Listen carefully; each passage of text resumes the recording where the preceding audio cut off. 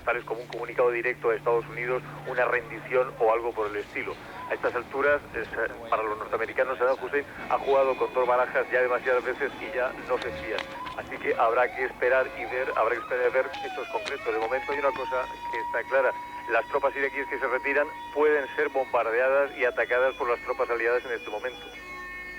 De ahí seguramente que Radio Bagdad haya insistido en que las tropas iraquíes se defenderán si son atacadas durante su retirada. Les dije antes que trataríamos de contarles esto con la mayor frialdad posible. A todo esto, Arturo se acaba de incorporar con nosotros a esta mesa y a este programa diario de la guerra, Juan Antonio Sacalauga. Buenas noches. Hola, buenas noches. De nuevo, Juan Antonio. Con toda frialdad y dejando a un lado, pues no sé, la pasión de los buenos deseos de que esto termine cuanto antes, tenemos que decirles dos cosas, que evidentemente Arturo tiene toda la razón cuando dice que para las fuerzas aliadas todo sigue exactamente igual en estos momentos. Por otra parte, por ejemplo, el embajador de Kuwait en el Reino Unido dice que esto puede ser una estratagema como otras de las tantas estratagemas de Saddam Hussein. ¿Cómo lo calificarías tú a primera instancia, Arturo?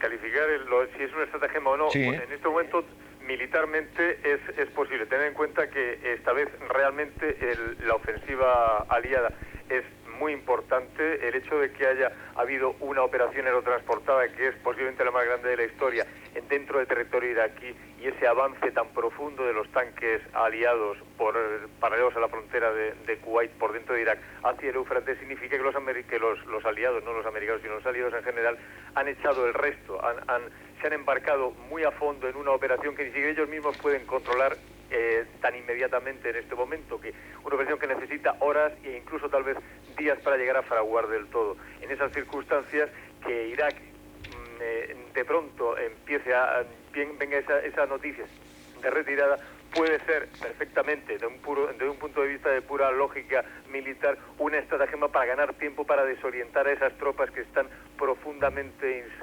dentro del territorio iraquí, y para parar esos combates que evidentemente en este momento son bastante contrarios para Irak. O sea, en este momento los aliados realmente llevan una gran ventaja militar. Muchas gracias Arturo. Muchas gracias por ese testimonio desde Arabia Saudí. Bueno, yo no me atrevería a decir que Juan Antonio Sacalauga se encuentra dentro del sector de los escépticos. Yo creo que aquí no hay que ser ni muy optimista ni poco optimista, decir las cosas tal como son.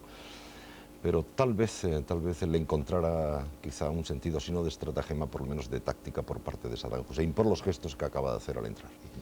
Sobre todo por lo que estaba diciendo Arturo, que me parecía bastante sensato, y desde luego por la propia reacción de la Casa Blanca, que no ha podido ser más negativa o más escéptica, o por decirlo de alguna manera más indiferente, puesto que parece que ha habido una ignorancia absoluta y completa del comunicado emitido por Radio Bagdad, y que yo tengo aquí textualmente, y que no me parece verdaderamente que pueda convocar o incitar a la esperanza. Hay que tener en cuenta una cosa, Arturo lo ha dicho bastante claramente. Tenemos, si te parece, Juan Antonio, tenemos ya Nueva York, se podía incorporar. Buenas noches o buenas tardes para ti, Ángel. Yo también, Jesús, efectivamente aquí ya también es de noche. De acuerdo. Sí, no, yo decía simplemente que hoy las fuerzas aliadas han avanzado muy profundo en Kuwait, y no solo en Kuwait, sino en Irak. Han conseguido provocar que la Guardia Republicana entre en combate. Por las informaciones que tenemos de los portavoces del mando aliado, esos combates han sido muy favorables. La Guardia Republicana no parece que sea el enemigo tan feroz que nos habían pintado, y es una interpretación muy rápida, muy precipitada, y por lo tanto hay que tomarla de una manera muy cautelosa. Pero no me extrañaría que Saddam Hussein viera que es absolutamente urgente salvar su ejército, lo mejor de su ejército, dar la vuelta sobre todo a esas unidades que están en el norte de Kuwait o en el sur de Irak, y poner fin a esta pesadilla. Es evidentemente quizá la interpretación más fácil, pero probablemente también la más sensata y la más razonable con los datos que tenemos hasta ahora, que son bastante escasos. Pero si esa, no sé qué pensará Ángel, pero si por las razones que sean, probablemente porque militarmente ha sido bastante destrozado, por lo menos por las noticias que tenemos en estos 2 días de la operación terrestre, decide dar la vuelta con esas unidades que tienen en el norte, ciertamente, y salir de Kuwait. Bueno, se ha cumplido la resolución 660. No todas, porque lo que él dice en el texto de Radio Bagdad, y yo creo que aquí estamos ante una de las claves que explicarían la reacción de los Estados Unidos, es que el texto dice el cumplimiento o su acuerdo, para ser dice, el liderazgo del país afirma su compromiso, su acuerdo con la retirada en concordancia con la resolución número 660, con la resolución 660. Hay 12 resoluciones de Naciones Unidas con respecto a esto. Por lo tanto, es evidente que hay una serie de resoluciones que son también de Naciones Unidas y que son tan válidas como estas, como por ejemplo pagar reparaciones a Kuwait por los daños ocasionados por la ocupación, invasión y anexión, y no están, en este comunicado de Radio Bagdad, no están contenidas. Eso explica también la reacción norteamericana, que haya sido muy desconfiada. Sí, desconfiada, pero no sé, Estados Unidos tiene ahora mismo, Ángel, el propio Ángel nos contaba, y él lo recordará, que hay un debate abierto en la sociedad norteamericana, que algunos creen que el señor Bush no se va a conformar con liberar, que lo que quiere es ir... destrozar el poder militar y derribar el régimen, e incluso al propio Saddam Hussein. Hay un argumento que va a utilizar seguramente, que se está deslizando de alguna manera en el debate semipúblico que está habiendo ya sobre este tema, y es que si nosotros no destruimos el poder militar que Irak va a conservar dentro de sus fronteras, léase Guardia Republicana, para ser mucho más claros, ¿quién nos garantiza a nosotros que dentro de 3 semanas Saddam Hussein no va a hacer lo mismo? Este es el argumento que yo creo que va a utilizar Bush, pero es mejor que nos lo cuente Ángel Gómez. Bueno, efectivamente, vayamos por partes. La administración Bush ha reaccionado con una enorme frialdad y cautela, casi más todavía frialdad que cautela. La Casa Blanca ya ha indicado algunos datos de lo que había dicho Marlene Fitzwater, me has dicho tú ya, Jesús, que no tenían otras noticias que la de los medios informativos, y por tanto Fitzwater ha dicho que no quería especular absolutamente, que el gobierno de Bagdad no se ha puesto en contacto en absoluto con el gobierno norteamericano. Por lo tanto, la guerra continuaba. Por parte del Pentágono ha habido la misma reacción de absoluta frialdad. Un alto funcionario ha manifestado que lo que Irak quiere en este momento es una pausa. En definitiva, sería parar la guerra. Esta misma fuente ha indicado, un poco para pedir la cautela a los medios informativos, ha dicho: recuérdense ustedes de lo de Kati. Recordaréis, Jesús y Juan Antonio, que en Kati avanzaron tanques iraquíes con las torretas de los tanques hacia atrás, que es la indicación de cuando los tanques se quieren rendir, y que cuando tuvieron a tiro a las tropas aliadas los volvieron nuevamente en posición de tiro y tuvieron esa estratagema. Precisamente no solo el embajador iraquí en el Reino Unido, que lo apuntabas tú, Jesús, también en Naciones Unidas ha dicho el embajador iraquí en Naciones Unidas que atención, no es conveniente que los aliados se exciten demasiados con estas noticias del gobierno iraquí, porque efectivamente podría tratarse de toda una estratagema. Juntamente con todas estas noticias de absoluta cautela y frialdad, habría que destacar también los esfuerzos diplomáticos que se están haciendo dentro del Consejo de Seguridad por parte de la Unión Soviética, que hoy ha vuelto a presentar una nueva propuesta que se aproxima, prácticamente sería casi similar. No se ha hecho público los datos de esta nueva propuesta, pero prácticamente sería similar a la de los aliados. Cabría interpretarse que hay dentro de este esfuerzo de la Unión Soviética un intento de lograr también parar la guerra y salvar lo salvable de Saddam Hussein, porque lógicamente también la Unión Soviética tiene un especial interés en que de alguna forma se pueda mantener parte de la estructura que tiene Saddam Hussein, que se mantenga en el poder también. Por supuesto, pero yo recuerdo una frase de Sharkov, es decir, que cómo va a resistir si esto es cierto. Estamos hablando, por supuesto, por si ustedes se han incorporado ahora, sobre esa noticia, según la cual Radio Bagdad interrumpió sus programas para decir que el ejército iraquí había recibido orden de retirarse de Kuwait, e incluso podemos repetir una noticia que dice: Irak ha comenzado a retirar de Kuwait gran número de tanques, camiones y equipos militares, según informó hoy la cadena de televisión estadounidense CNN, que cita fuentes oficiales norteamericanas. Pero Shorkov dijo, y lo recordamos todos, es decir, no tienen, y el portavoz del Pentágono, no tienen, miren usted, no tienen que decir nada, no tienen que hacer nada, tienen que dar media vuelta y marcharse. Y habremos acabado. Eso lo han repetido una vez y otra vez y otra vez y otra vez. Incluso cuando hace 5 o 6 días, creo que se llama Williams, el portavoz civil del Pentágono, Williams, le insistía, bueno, pero ¿cómo puede comunicar? El señor Williams dijo, hay muchos canales, no hay problema. Tienen que hacer una cosa, dar media vuelta y marcharse. Bueno, en el ultimátum de Bush había en el ultimátum de Bush y por lo tanto en el ultimátum de los aliados había una nota muy precisa que es comunicación en su debida forma al Consejo de Seguridad de Naciones Unidas. Hay en el texto, repito, yo el único modo que tengo de guiarme ahora mismo es el comunicado oficial de Radio Bagdad, que es por lo que nos estamos leyendo. Yo las informaciones de la CNN, evidentemente no tenemos una confirmación oficial de eso.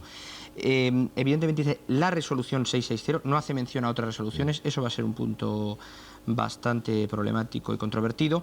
Segundo, no hay una comunicación oficial, que sepamos hasta ahora ni siquiera el embajador iraquí en Naciones Unidas ha hablado. Sí. Ahora bien, con respecto a lo que tú decías, bueno, las dudas sobre si Estados Unidos quiere ir más allá de las resoluciones de la ONU están abiertas. ¿Cómo puede resistir? Y creo que en estos momentos, es evidente que podemos hablar sin temor a especular más allá de lo que nos es permitido por nuestra profesión de periodistas, que evidentemente sería una mala noticia para Estados Unidos, que Irak se retirará porque crearía muchos problemas a Estados Unidos. Es cierto, pero Shorkov dice que denme de vuelta y se retiren, y les garantizo el viaje libre. Eso lo dijo literalmente. Imaginemos que es cierto que según fuentes oficiales norteamericanas citadas por la CNN, es lo único que tenemos y lo único que sabemos, Irak ha comenzado a retirar ya de Kuwait gran número de tanques, camiones y equipos militares, que lógicamente son los que quieren quedarse con él, es decir, quiere llevárselos a casa, es decir, no quiere que caigan en manos de norteamericanos, es toda la estrategia de Saddam.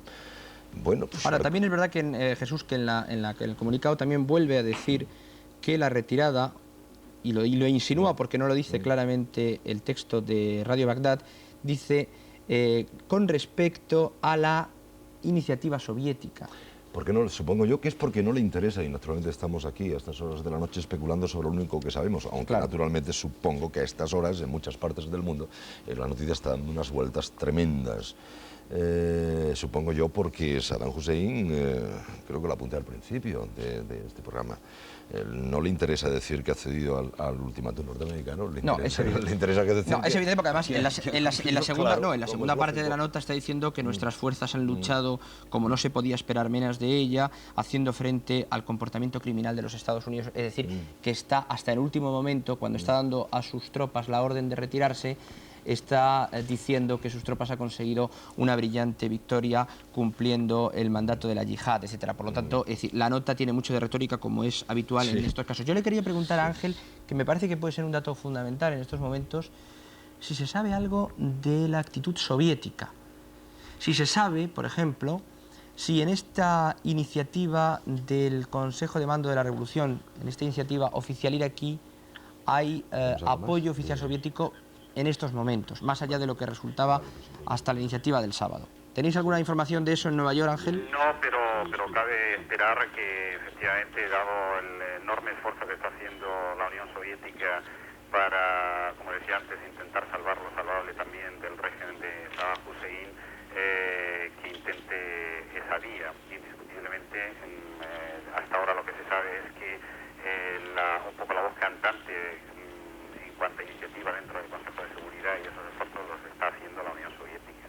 Yo es que creo, Ángel, que la posición de todo el mundo ahora mismo aquí es muy incómoda. Es muy incómoda la posición de Irak, que evidentemente ha perdido la guerra y no sabe cómo venderlo interiormente y cómo retirarse sin perder la cara. Es muy incómoda la posición de los Estados Unidos, que se puede encontrar con una retirada y que tiene que darle 1000 vueltas a todas las resoluciones de Naciones Unidas para no aceptar como tal esa retirada, si es que de verdad se produce la retirada. Pero también está en una posición muy incómoda la Unión Soviética, no lo olvidemos, porque ha sido su material, el material soviético utilizado por Irak, el que ha sido estrepitosamente derrotado, si nos creemos la información aliada en estos 2 días de guerra. Nueva York es todavía tiempo perfecto para que se reúna el Consejo de Seguridad. La Casa Blanca dice que la guerra continúa, es lo que ha dicho siempre. Cierto que Saddam Hussein no es la primera vez que hace un anuncio de este tipo, más o menos. De manera que es posible que de alguna manera pudiera llegar a Naciones Unidas oficialmente. Las comunicaciones son bastante malas con Bagdad, al parecer, pero pudiera llegar oficialmente algún comunicado de Irak. Y entonces sí que sería la prueba de toque. Porque si Saddam Hussein comunica en Naciones Unidas de alguna forma oficial y con la autoridad de su gobierno que se retira de Kuwait, entonces... Una pregunta, Jesús. Sí. Este comunicado lo ha emitido Radio Bagdad. Sí. ¿Por qué no lo ha emitido Saddam Hussein con su voz, como ha hecho otros? Curioso. Es una buena pregunta y probablemente es lo que quizá esté esperando el presidente norteamericano también. Probablemente, pero no hay que olvidar que desde un punto de vista jerárquico el Consejo de la Revolución está por encima de Saddam Hussein. Sí, pero él es el presidente. Y parece ser que ahí por alguna parte se cita el Consejo de la Revolución. Sí, y no, y al propio Saddam Hussein. Muchas gracias, Ángel. Estoy seguro de que si hubiera algo durante los próximos minutos, mientras estemos aquí, nos llamaría si hubiera algo desde la Casa Blanca o de Naciones Unidas. Muchas gracias, Ángel. Así lo haremos, Jesús. Gracias. Creo que pronto, en unos segundos estará con nosotros nuestro compañero de París, Agustín Revesal. Curiosamente, el primer análisis que veo escrito, porque hasta ahora solamente tenemos, también procede de la agencia EFE, y dice que el presidente iraquí, Saddam Hussein, que hoy ordenó inesperadamente la retirada inmediata de sus tropas de Kuwait, quiere evitar la destrucción total de su ejército, en especial de la Guardia Republicana, que le es totalmente fiel.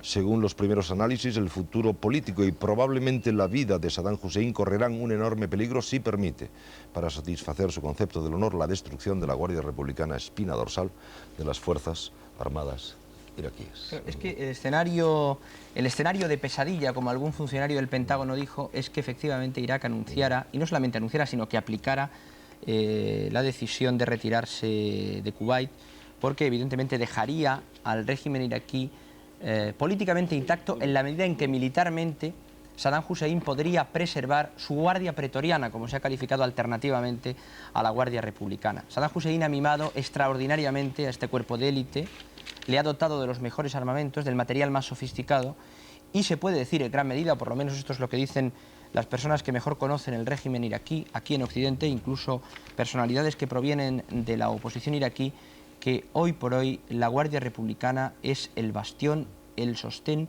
que permite mantener en el poder a Saddam Hussein. Por contarles todo, el Consejo de Seguridad de Naciones Unidas no se ha pronunciado sobre esa retirada de Irak, señal de que no ha recibido la información directamente por parte de Irak. Y desde Riad, como antes nos decía nuestro compañero Arturo Pérez Reverte, la ofensiva terrestre, la batalla terrestre, continúa a pesar del anuncio de Bagdad. Dos compañeros nuestros, dije Agustín Remesal, pero también está Pilar Requena en Jerusalén. Me da la impresión de que en Tel Aviv, antes de que oigamos a Pilar, me da la impresión de que en Tel Aviv no van a recibir esta noticia con una gran satisfacción. Bueno, pues o Pilar o Agustín o los dos al tiempo, como queráis, nuestros compañeros de control. ¿Quién tenemos? Hola. Sí, buenas noches. Sí, hola, buenas noches. Hola, estáis los dos. Un momento, no sé si podemos oír a los dos al tiempo. ¿Podemos oír a los dos al tiempo, por favor? Gracias. Sí, podemos oíros a los dos al mismo tiempo.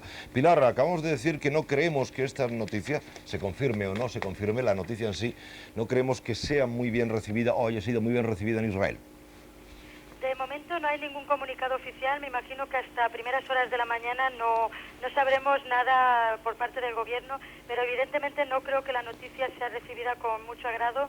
El gobierno israelí ha reiterado durante estos últimos días su apoyo a la coalición internacional y su apoyo a Estados Unidos. Me imagino que también estarán a la espera un poco de lo que diga la Casa Blanca y estarán ahora en contacto permanente con el presidente Bush o con el secretario de Estado Baker. Pero lo que la administración israelí ha repetido constantemente durante toda esta crisis es que no puede quedar Saddam Hussein al frente del poder con una maquinaria bélica que supondría que seguiría teniendo una amenaza a Israel. También han repetido constantemente que la política de contención la han mantenido día a día, pero que esa puede cambiar en cualquier momento. Evidentemente, el gobierno israelí quedaría en una situación bastante comprometida y no se descarta que a lo mejor cambiase esa política de contención. ¿Y en París? Agustín. Bien, en París la noticia se ha recibido con sorpresa y con escepticismo al mismo tiempo. Los analistas de la primera hora, ya que no hay ninguna reacción oficial por el momento, hacen saber que efectivamente esta noticia puede deberse también a un doble lenguaje más del que nos tiene acostumbrados Saddam Hussein. No obstante, Radio Bagdad en los últimos tiempos ha adelantado también muchas de estas noticias, por tanto hay que estar a lo que ocurra en las próximas horas. Saddam Hussein, ante todo, trata, dicen aquí, de defender a su ejército, a su régimen y a sí mismo, pero naturalmente todo es distinto a lo que ocurría el día 23. La coalición está en una posición de fuerza. Hay muchas más preguntas que respuestas, no obstante, Jesús, a esta hora aquí en París, pero hay que recordar lo que ayer mismo, hace 24 horas, decían los franceses el presidente Mitterrand. Saddam Hussein, según él, había escogido el suicidio militar y político a la hora de rechazar la última oportunidad de paz, a la hora de retirarse de Kuwait.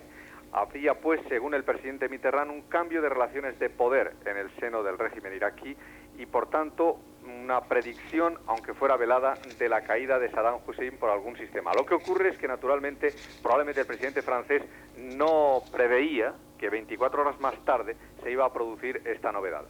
Agustín, hay una cosa interesante, efectivamente, en esas declaraciones televisadas del presidente francés, y es que, de alguna manera, si no me pareció entenderle mal, él insinuaba que Francia se atenía estricta y escrupulosamente a las resoluciones de Naciones Unidas y, por lo tanto, no se estaba planteando, por lo menos teóricamente, una acción militar que condujera no ya a la liberación de Kuwait, como está en el mandato de Naciones Unidas claramente expreso, sino al derrocamiento o a la liquidación del régimen de Saddam Hussein, ¿no? Efectivamente, a la hora de plantear esta cuestión, el presidente Mitterrand dijo muy claramente que la función de esa coalición militar no era precisamente la de ocupar todo el territorio iraquí, sino la parte del territorio iraquí necesaria para la liberación de Kuwait.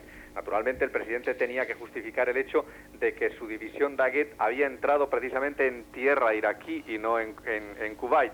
Ahora bien, yo creo que ha habido un cambio bastante profundo en la actitud de Mitterrand, que ha ido paulatinamente endureciéndose y acercándose a la de los Estados Unidos, aún naturalmente sin ser tan definitiva como la puede ser la actitud británica. En este sentido, cuando el presidente Mitterrand decía que Saddam Hussein había escogido su suicidio militar y político, probablemente estaba haciendo un análisis de carácter político, digamos, pero no tanto una predicción de lo que podría ser una actitud de la coalición a la hora de derrocarlo físicamente. Vamos a ver, Pilar, Agustín y Juan Antonio, permitidme ser el inocente. Aquí estamos actuando sobre una serie de noticias que en el fondo es dar vueltas a la misma noticia, más ampliada, menos ampliada, comunicado, texto completo, comentario de la Casa Blanca, que la guerra continúa, etcétera, etcétera. Pero vamos a suponer que esa noticia es cierta. Vamos a suponer que por las razones que sean estratégicas, políticas, más que nada, Saddam Hussein ordena a sus divisiones que den la vuelta y que crucen la frontera con Irak, es decir, abandonen el territorio de Kuwait y que cruce la frontera con Irak, por las razones que sean, diciendo que cumple la 660, diciendo que cumple el plan de paz soviético, lo que sea, pero físicamente abandonan el territorio de Kuwait. A partir de aquí, ¿qué creéis vosotros que pasa? ¿Puede el señor Bush resistir la presión internacional, sobre todo la presión soviética, si lanza sus divisiones sobre los iraquíes, no ya en territorio de Kuwait, que esto es lo importante, sino ya en territorio de Irak, puesto que se han retirado de Kuwait? Ya Kuwait está liberado, ya no hay tropas, como no sean algunas que queden perdidas, en territorio de Kuwait. Ya están todas las tropas en Irak, las iraquíes. ¿Qué puede pasar? ¿Qué creéis que puede pasar? ¿Va a ir a la caza de esas tropas en territorio iraquí? Ese es el escenario de pesadilla que te comentaba yo antes, que se había manejado en el Pentágono. Es indudable que Bush se situaría en una posición muy incómoda, porque es muy difícil para el presidente de una nación democrática disparar contra un ejército que se retira si realmente se retira. Sí, yo creo que aquí la incógnita no está en si se retira o no. A mí me da la sensación de que Saddam Hussein quiere retirarse. Lo que quiere es salvar su ejército. Y la única cuestión, te lo decía antes, que creo que Bush va a utilizar si decide seguir atacando, es que ese ejército se va a colocar a solo unos kilómetros de la frontera y que nada garantiza que no vuelve a hacer lo mismo en muy poco tiempo. Por lo tanto, y ese argumento lo ha utilizado Cheney, lo ha utilizado Baker, lo ha utilizado Scowcroft, lo ha utilizado toda la plana mayor de la Casa Blanca en las últimas 24 horas, y nosotros lo sabemos porque Ángel Gómez Fuentes nos lo ha contado muy bien en los servicios informativos de Televisión Española a lo largo de todo el día. Con lo cual, si tú me preguntas mi opinión personal, creo que se va a colocar en posición muy difícil.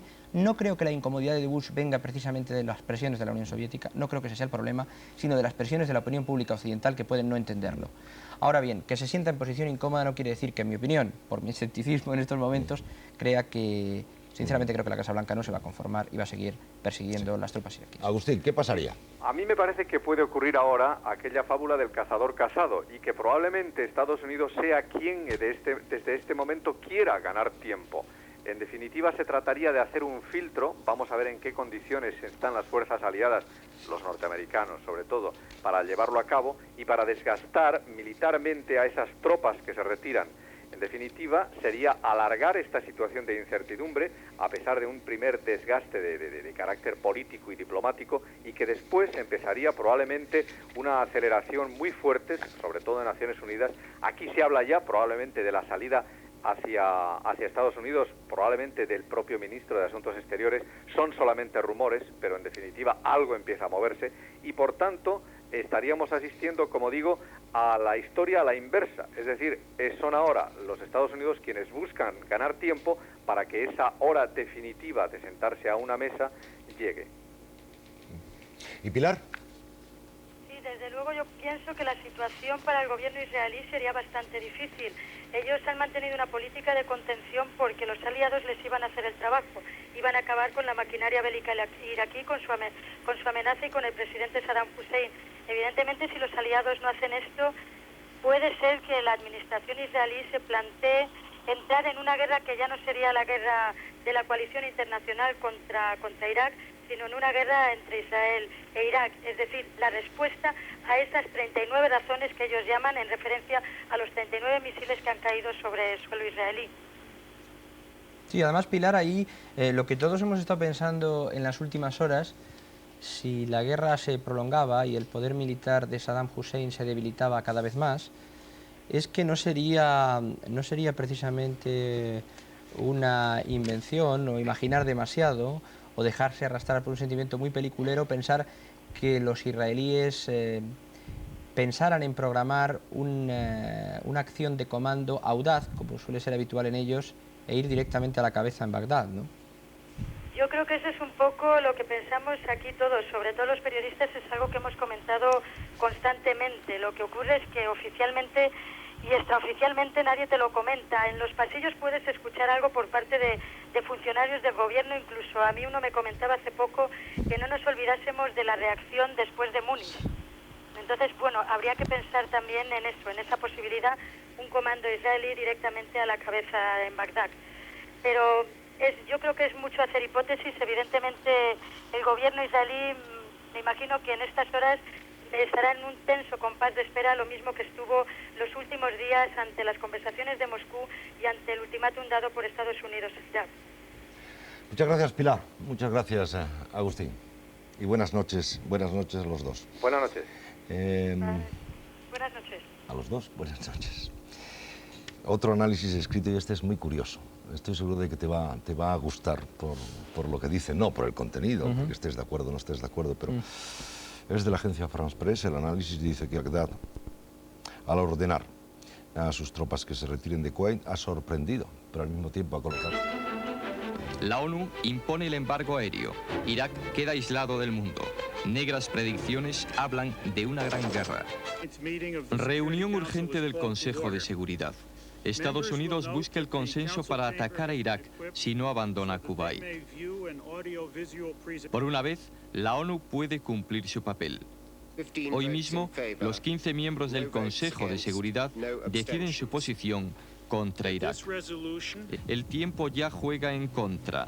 La Organización de Naciones Unidas colocará las manillas del reloj para comenzar la cuenta atrás. Si para esa fecha no hay solución, habrá guerra. Acaba de comenzar la sesión del Consejo de Seguridad de Naciones Unidas en la que se va a votar este ultimátum a Saddam Hussein, y tenemos con nosotros en el estudio a uno de los mayores expertos, si no el mayor en España en los temas del Golfo, don Jorge Dezcayar. Señor Dezcayar, ¿cómo interpreta en este momento un diplomático que acaba de decir en Nueva York que esta sesión, este ultimátum, es el equivalente a la caída del muro de Berlín en términos diplomáticos. ¿Es tan importante esta sesión? Bueno, yo creo que es una sesión que va a hacer historia para las Naciones Unidas y para el Consejo de Seguridad. ¿Y sentar un precedente? Bueno, puede sentar un precedente. Yo creo que el Consejo ha estado paralizado durante mucho tiempo, dificultado en su actuación por la bipolaridad, por la Guerra Fría y por las dificultades que de ello se derivaban. Pero una vez que el muro de Berlín ha caído, una vez que hemos asistido a todos los acontecimientos tan dramáticos y tan acelerados en Europa del Este y en Centro Europa, la conferencia de la CESTE que se acaba de reunir, realmente el Consejo pues retoma mucha fuerza porque esta división que existía no existe, hay una colaboración entre las grandes potencias y esto se puede notar en este caso. Estamos entrando en directo en el Consejo de Seguridad de Naciones Unidas. A mí no me llegaba... Baker acaba de hablar. Baker ha sido el primero que ha tomado la palabra como presidente que le corresponde a Estados Unidos durante este mes la presidencia del Consejo de Seguridad, y ha sido también muy significativo la primera decisión que ha tomado después de decir que era el momento más importante para la historia de Naciones Unidas. James Baker ha dicho y ha llamado a los dos partes contendientes del conflicto, a Irak y a Kuwait, a los dos ministros de Asuntos Exteriores. Ha empezado a hablar el ministro kuwaití de Asuntos Exteriores, ha terminado y ahora estoy viendo que es el embajador de Irak el que tiene la palabra. Cuando termine el embajador de Irak, tomarán el turno de palabra 6 ministros de Asuntos Exteriores, se producirá la votación de la resolución y después habrá otros 8 ministros de Asuntos Exteriores que tomarán la palabra. El fracaso de las conversaciones vuelve a hacer resonar los tambores de guerra. En esta última hora se busca salir airosos de un callejón difícil. Saddam, salvar la piel y salvar la cara. Bush, no seguir perdiendo el apoyo de los norteamericanos, que ya ha decrecido. En Estados Unidos no se quiere un segundo Vietnam. La guerra psicológica, la guerra de gestos, se vive día a día en todo el mundo a través de la televisión. Después de la cumbre de París, enterrando la Guerra Fría, el mundo se estaba acostumbrando a una progresiva pacificación. La guerra desencadenaría gravísimas consecuencias. Podría acelerar la desintegración de las repúblicas islámicas de la Unión Soviética, ampliar el frente árabe de rechazo contra Israel. Si cae Saddam, se perdería un freno para el avance fundamentalista musulmán. El dominó del mundo se complicaría de tal forma que variarían las alianzas. Los poderes hegemónicos no serían ya los mismos. Vamos a ver cómo ha sido, de alguna forma, esta guerra desde los últimos momentos. Vamos a repasar el perfil de los acontecimientos, de esta catástrofe, como decimos, de este fracaso de la humanidad, que es la guerra. La guerra en directo. Los protagonistas de la noche volaban en círculo sobre el cielo de Irak. Los temibles B-52 y los F-15, acompañados de misiles Tomahawk, arrojaron más de 20.000 kilos de bombas, destruyendo los objetivos de armamento químico y nuclear de su enemigo. Irak apenas pudo responder y cuando lo hizo fue inútil. Los aviones volaban demasiado altos. La mayor concentración de fuerzas aliadas desde la Segunda Guerra Mundial había recibido la orden de abrir fuego. La operación tenía un nombre: Tormenta del Desierto. Saddam guardó silencio mientras hablaron las bombas. Bush, desde la Casa Blanca, se presentó ante el mundo en directo. Confirmó la destrucción de los objetivos militares iraquíes. Dijo que la paz no había sido posible, que no habría otro Vietnam y repitió que Irak todavía estaba a tiempo de retirarse de Kuwait. Saddam respondió que nunca se rendirían y prometió arrancar los dientes caninos a la bestia norteamericana. Incluso la retórica demuestra que pertenecen a dos mundos, a dos siglos diferentes. Saddam con un lenguaje de guerra santa contra el infiel. Bush utilizando el argot de las tropas americanas. Ni las plegarias de Saddam ni las de Pérez de Cuéllar fueron escuchadas. No eran los dioses los que tenían la última palabra, eran los hombres. Saddam quiere ser califa o mártir, el sucesor de Saladino, el nuevo Nabucodonosor. Si no, prefiere ser mártir y morir en la gran batalla. Si tiene que ceder, lo hará según los designios de Mahoma. El profeta le dijo: abandona Kuwait pero retén las zonas estratégicas. Saddam no escuchó. Su orgullo y su temeridad están a salvo. Le ha echado un pulso al mundo entero y todavía cree que puede ganarlo, que la victoria está del lado de quien esté dispuesto a sufrir más. Mubarak desde Egipto se lo advirtió. El mundo entero no puede estar equivocado. Que la corrección de la violación del derecho internacional que ha hecho Saddam Hussein realmente es condenable y la actitud de Saddam Hussein es absolutamente condenable. Ahora, el haber demonizado a Saddam Hussein tiene el peligro de que no ha sido posible la negociación.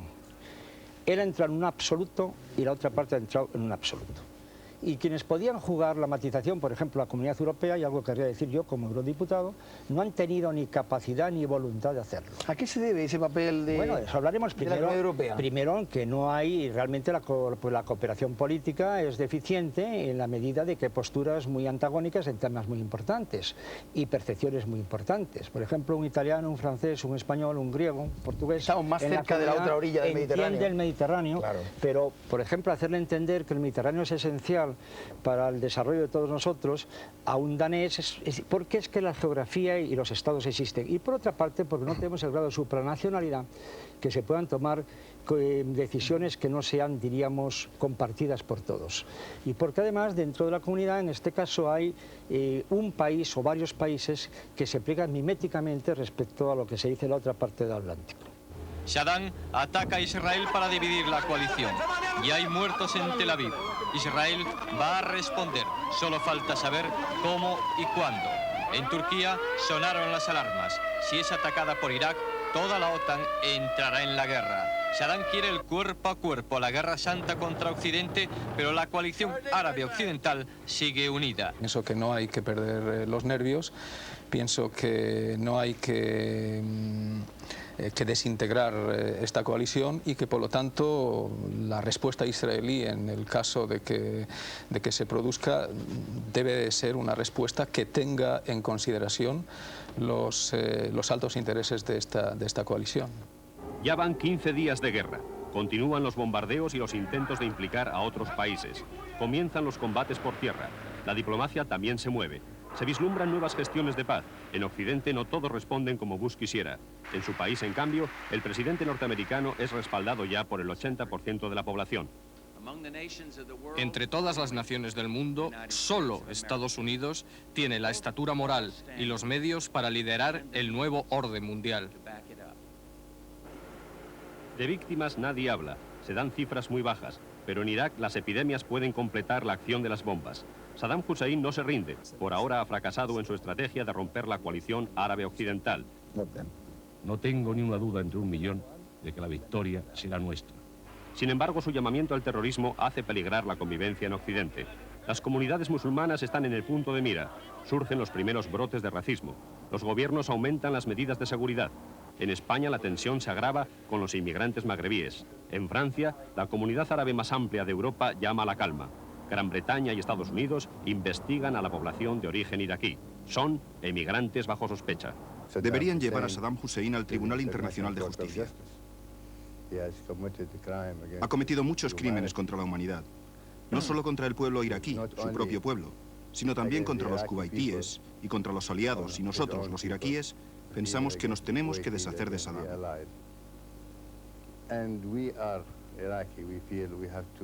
No importa cómo sea, con guerra o sin guerra.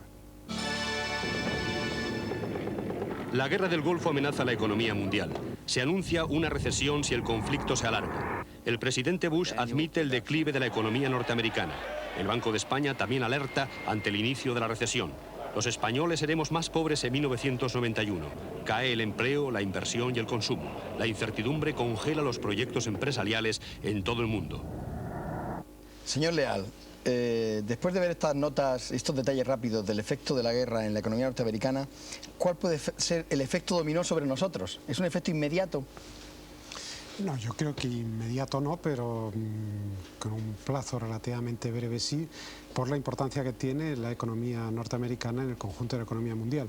De todas maneras hay que tener en cuenta que las previsiones de organismos internacionales, en particular en la OCDE, ya preveía para este año, para 1991, un crecimiento bajo de la economía norteamericana, algo así como el 0,9%, mientras que en principio... Eso antes de la guerra. Bueno, antes en diciembre, antes de desencadenarse las hostilidades, pero muy posteriormente a todo el problema del embargo, etcétera. Son las previsiones que se han publicado a finales de diciembre. Nosotros, sin embargo, nuestro crecimiento para este año pues estará entre el 2 y el 3%. Profesor Samuelson, el señor Greenspan, el presidente de la Reserva Federal norteamericana, dijo hace unos días que Estados Unidos entraría en una recesión profunda si la guerra duraba más de 3 meses. ¿Usted comparte esa opinión? Sí, la comparto. Creo que si la guerra se acabase en 2 semanas, esto probablemente aparecería en los libros de historia y habría una recesión americana ligera, pero si la guerra continúa y se parece a la guerra de Corea o a la guerra de Vietnam, esto tiene grandes probabilidades de ser muy malo para la confianza de los consumidores y será muy negativo para el precio del petróleo. Y por lo tanto, en los años 70 hemos visto que estos choques petrolíferos son muy malos para la economía moderna.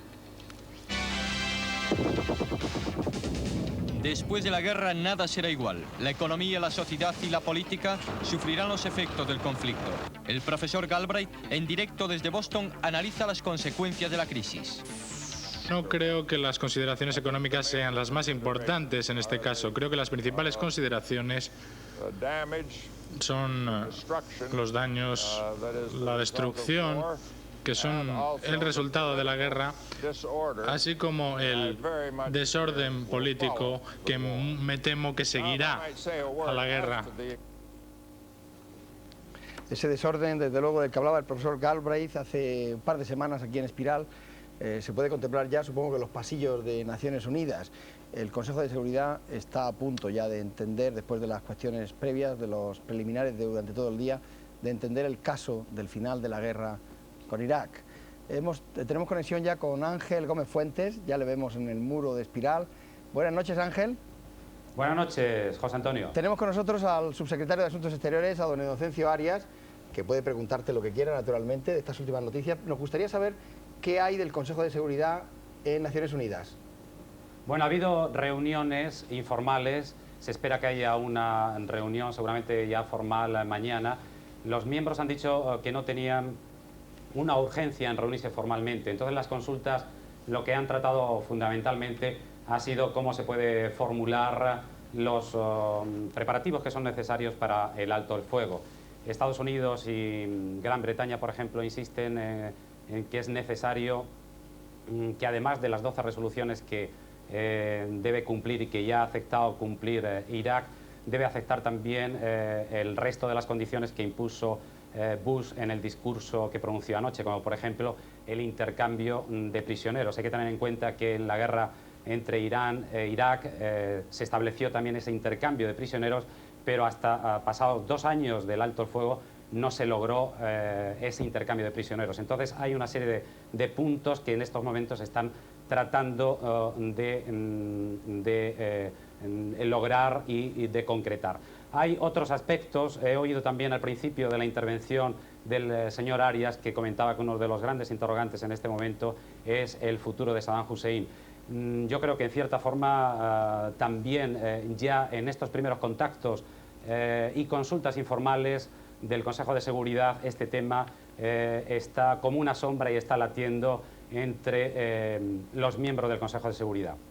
Me refiero, ya por terminar con tu pregunta, que en las consultas que ha habido entre los 15 miembros se ha planteado la posibilidad de enviar un contingente de observadores de Naciones Unidas para vigilar el alto el fuego, pero también, sobre todo Estados Unidos es el que más está insistiendo en que se mantenga el embargo económico, sobre todo por lo que se refiere a embargo de armas contra Irak, para evitar que Saddam Hussein vuelva a rearmarse. Yo creo que en esto lo que hay por parte del Consejo de Seguridad y de Estados Unidos y de los aliados es presionar psicológicamente sobre el régimen iraquí, sobre el pueblo de Irak, para forzar la caída de Saddam Hussein, porque en el nuevo plan que está diseñando, o que tiene ya diseñado Estados Unidos para estabilizar la zona del Golfo, desde luego que en ese plan, bajo ningún concepto, entra Saddam Hussein.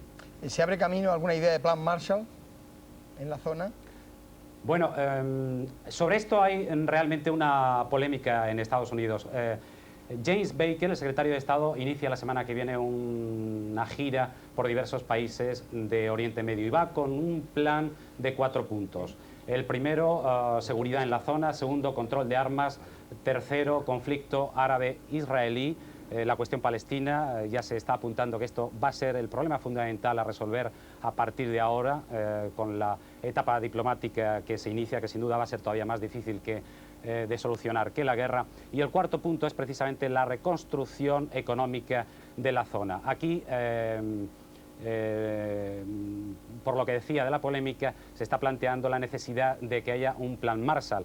El problema está quién va a colaborar, quién va a participar y en qué medida con ese plan Marshall, que indudablemente será necesario.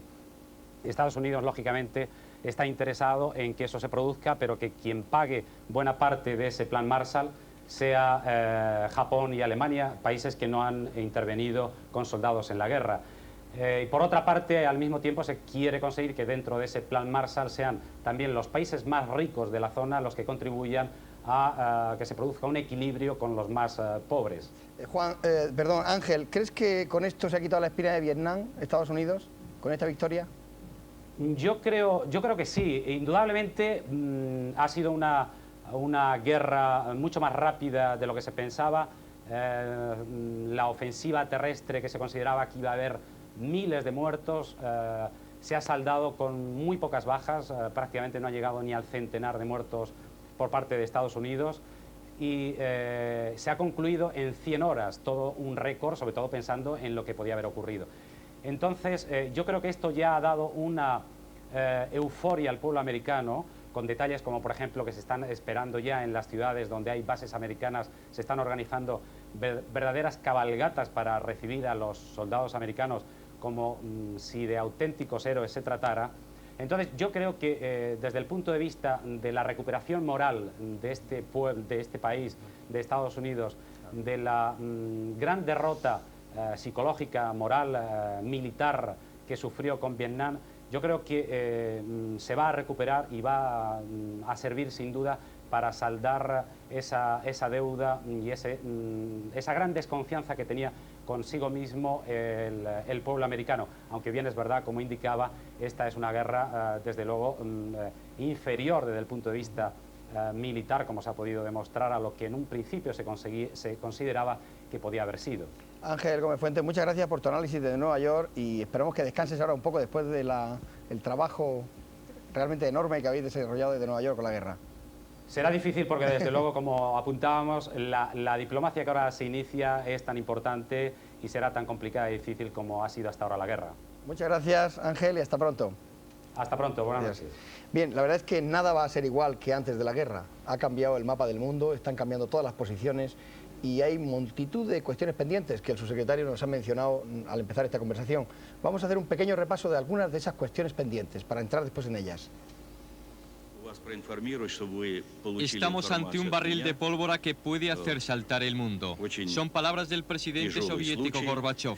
Las pronunció ayer mismo y son oportunas. La euforia por el final de la guerra no debe esconder las cuestiones pendientes.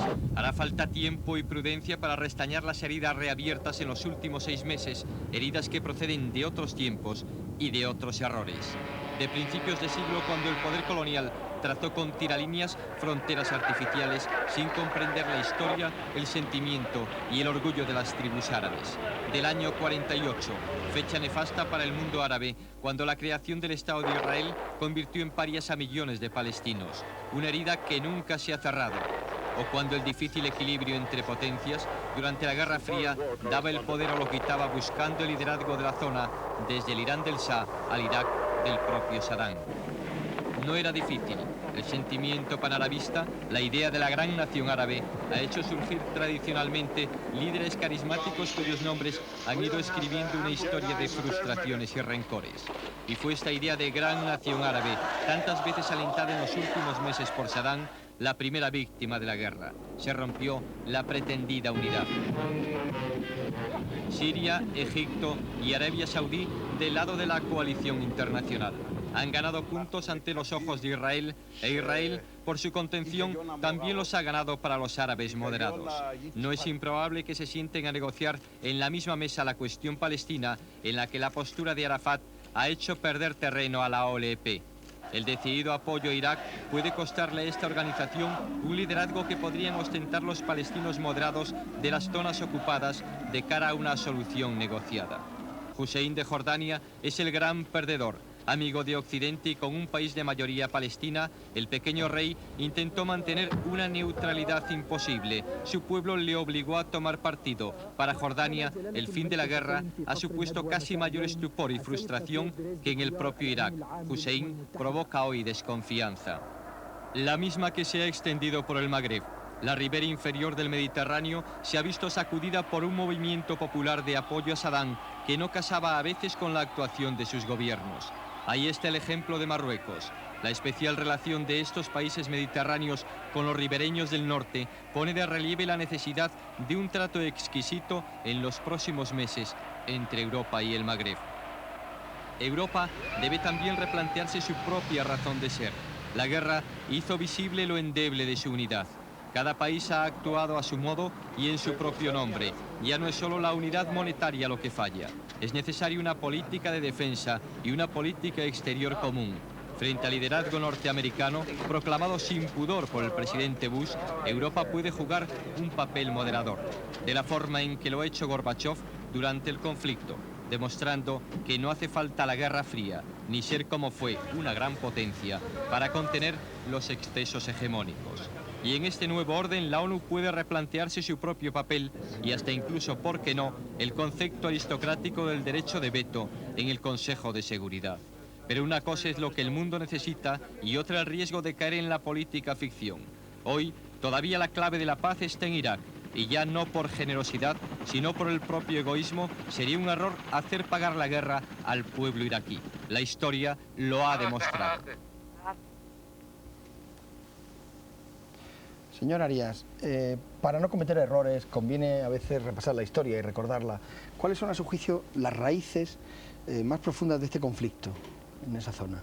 Bueno, las raíces profundas del conflicto es la ambición de una persona, ¿no? Es la megalomanía y la ambición y el ansia de poder, el hambre de poder que tiene una persona que es el dirigente iraquí.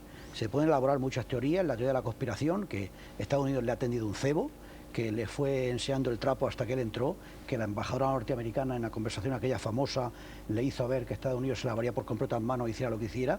Yo no creo nada de eso. No creo que esta señora se pudiera tan seductora que le diera a entender que Estados Unidos no iba a hacer nada.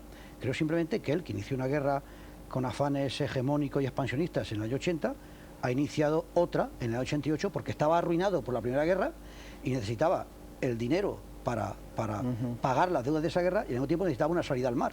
Y él ha montado esta guerra, ha sido el ansia y el hambre de una persona.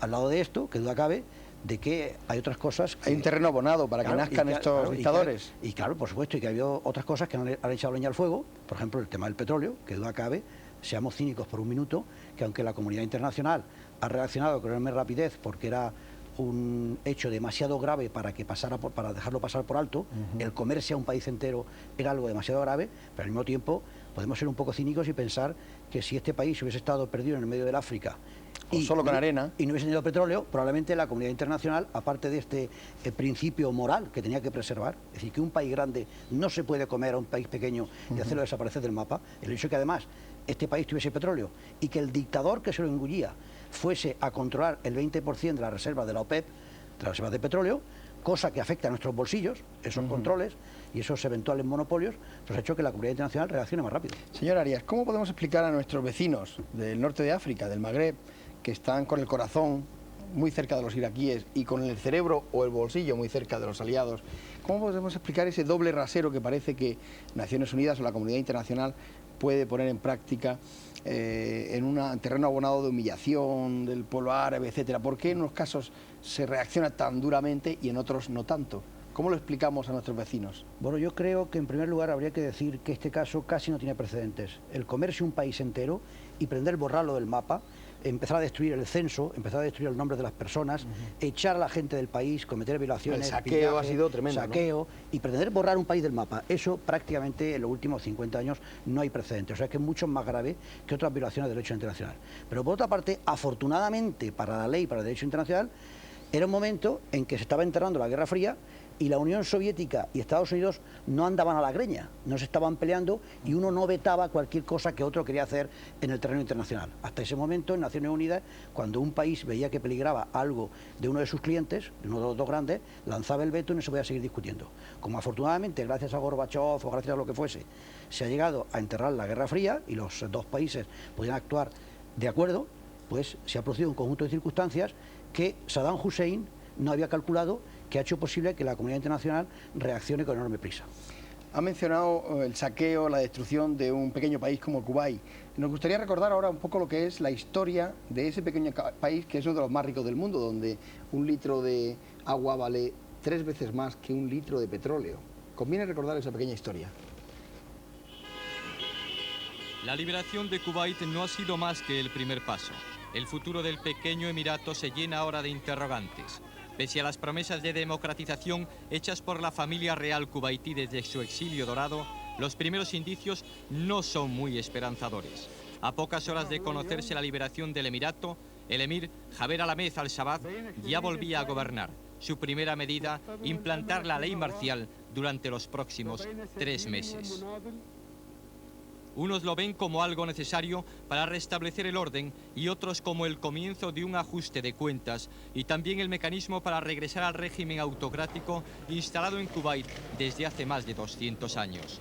La oposición desconfía de las promesas del emir. Dicen que están destinadas únicamente a tranquilizar la mala conciencia de Occidente por estar apoyando a las dictaduras feudales del Golfo. Denuncian que la vuelta a la Constitución de 1962, prometida por el emir al día siguiente de la invasión de Kuwait, es papel mojado y que la familia real, compuesta por cerca de 2000 miembros, trata de evitar por todos los medios el tener que compartir el poder en este pequeño emirato cuya renta per cápita es de las más altas del mundo y que almacena además el 10% de las reservas mundiales de petróleo repartidas entre sus más de 2000 pozos.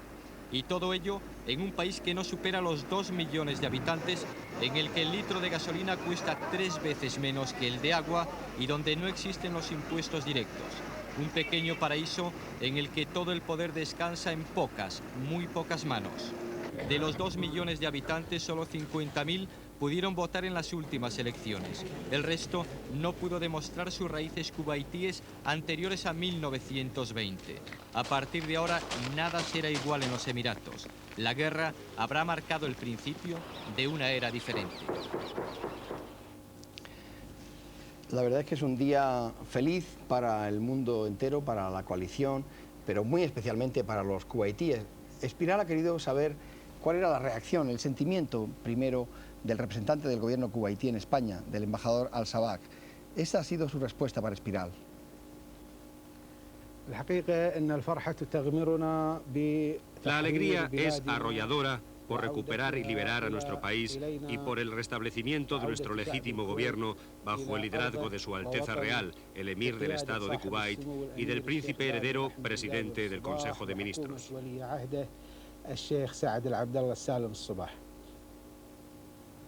También le hemos preguntado al embajador de Kuwait en España, al embajador Al-Sabah, si después de esta ley marcial decretada por el emir, una ley marcial de 3 meses, volverá la democracia a su país. Y esta ha sido su respuesta.